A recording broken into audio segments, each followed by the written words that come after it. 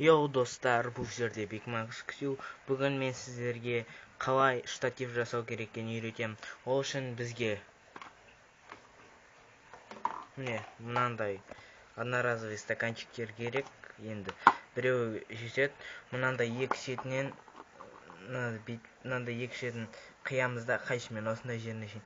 Сосын екінші жағынан да дәл сондай жеріне қайшымен қиямыз.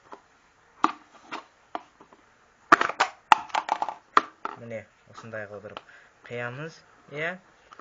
Содан кейін оған былай қазір көрсетемін.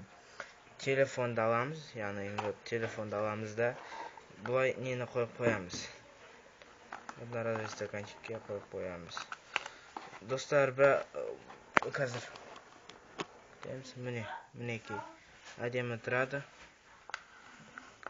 Камерасы былай көрініп тұр. Егер анандай 0,5-тық үлкен нелер бар ғой, одноразовый стаканчиктер, қағаздан жасалған, ондайлар болса, олар тіпті планшетті, үлкен телефондарды да ұстап тұрады. Мен баяғыда KFC-ден алып, сондай Coca-Cola-нен алғанымды үйге әкеп, солай мынандай екі шетін қиып, сонда да не істеп планшетімді қойып штатив жасаған. Достар, айта кетейін, бұл штатив толықтай штатив емес, яғни уақытша штатив десек те болады.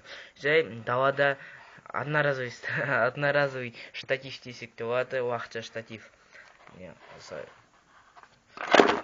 Бірақ бұның заманы далада енді, жай далада ғана пайдалануға болады.